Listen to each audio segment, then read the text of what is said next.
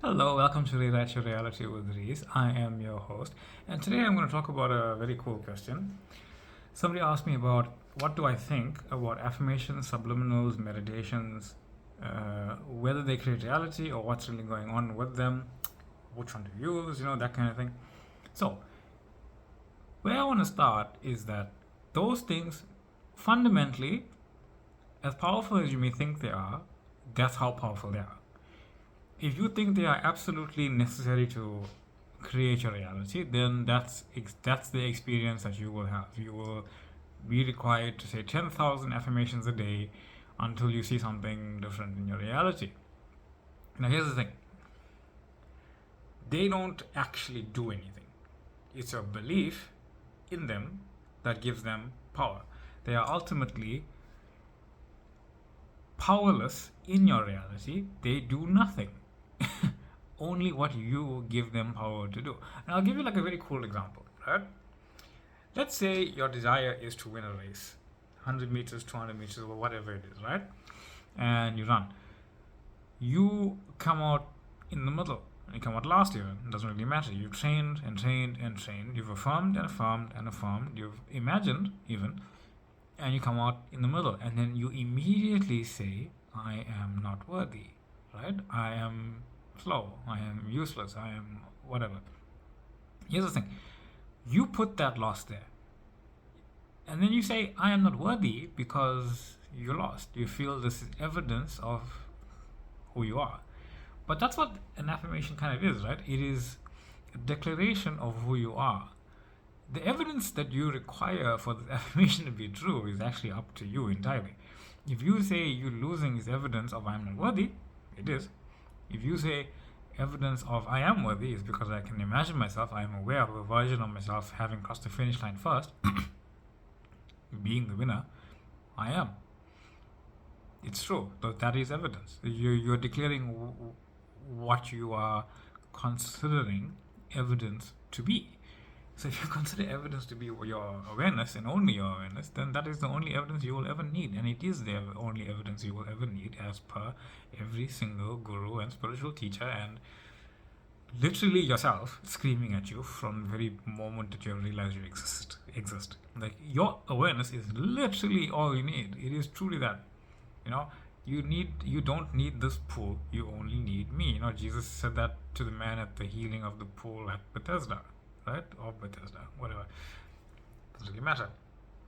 It's not losing the race is an evidence, because you have to understand is that you saying I am not worthy, you experiencing not winning the race, and you win the race literally all exist together. They're simultaneously existing. But your I am awareness is infinitely intelligent. It knows what your state of being is, and it is choosing to show it to you over and over and over again by saying, hey, you're gonna by help unfolding your experiencing of losing the race, knowing that you are going to say I am not worthy. But here's the thing: whether you are unconscious or conscious determines where you go from here. If you are unconscious, you will just keep losing. You'll keep saying I am not worthy, and you'll keep experiencing I am not worthy. But in the face of immovable three-dimensional conditions where you lost the race, and you say I am worthy because I can imagine myself winning, I'm going to reimagine myself having won the race. I don't need the 3D to reflect it, because the 3D is not a place where I find evidence of who I am. It is revealing the evidence of who I say I am. So even if people in my reality say, oh no, that person won, and all the papers and the photos and whatever else of someone else winning, that's okay. It's one story. The story is that I am the winner, and I am allowing that into my awareness. Your I am awareness knows which one you are going to do, which one you are going to affirm, which one you are going to experience, and you are always going to what I am anyway, right? You're not going the wrong direction.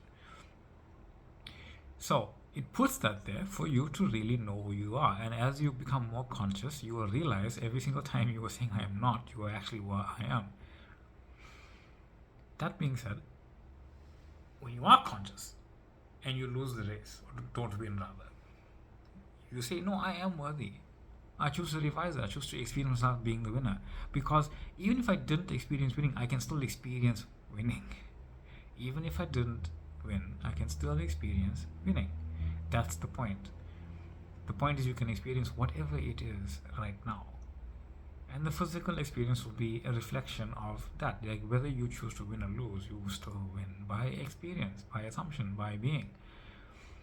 That's why these affirmations and stuff, they don't do anything. They're just ways to express your power, rather. When you're reading a book, and think about 8 billion people reading that same book. I'm not really aware of anybody who has, all of humanity having read the same book, right? But be cool.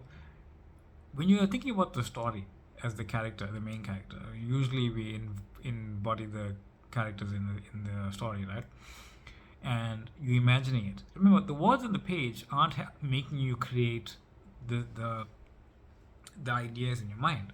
They're not making you completely know what the characters are and how they look. It's giving you vague descriptions of them based on what the author thought was thinking and describing what the author is thinking and describing. Right? The feelings it invokes in you, they're coming from you. What you are allowing to be moved by in the 3D is what moves you in the 3D. Or rather, what you are allowing into your awareness to move you is what moves you in and as your awareness, because it's all you. You are literally allowing it. What you are allowing to move you in the three-dimensional world or in your awareness, because it's only your awareness, is what moves you. So you can read all the poetry you like and not care one bit. You can read the most famous things in the world and not care. You can watch the most famous movies in the world that have moved people time and time again and not care. You can listen to the most beautiful music in the world and not care. Why? Because you don't allow yourself to feel it. And that's perfectly okay. What you are allowing yourself to feel is also valid. But that's why there's no power in those things, because it comes from you. It comes from you allowing in it. They have no authority over you whatsoever. Those subliminals have no authority over you. Those meditations have no authority over you. Those affirmations have no authority over you. The scripting has no authority over you. The imaginational scenes have no authority over you. The random transient thoughts that pop in your mind have no authority over you. None. Zip. Zero. Not today, not tomorrow, not yesterday. That's it. They have no power over you.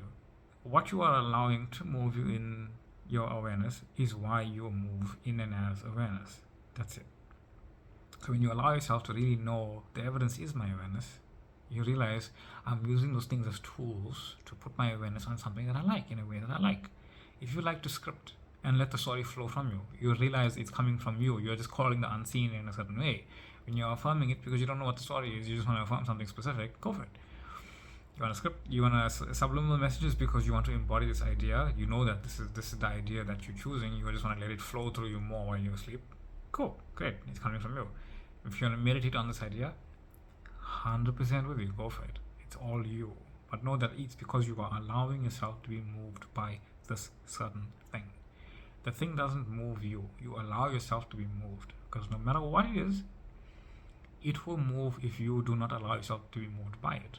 It won't move if you allow it to continue moving you. Cool, eh? So, that's my thoughts and things about those techniques. They're all wonderful, but you make them as wonderful as they are. I'm your host, Reese. Thank you for being here. Thank you for the questions. Thank you for the love, infinite gratitude and light. Thank you for the comments. Facebook group if you want to join. TikTok page if you want to have a look. Email if you want to drop a question, comment, anything you like. And I will see you all in the next one. Bye.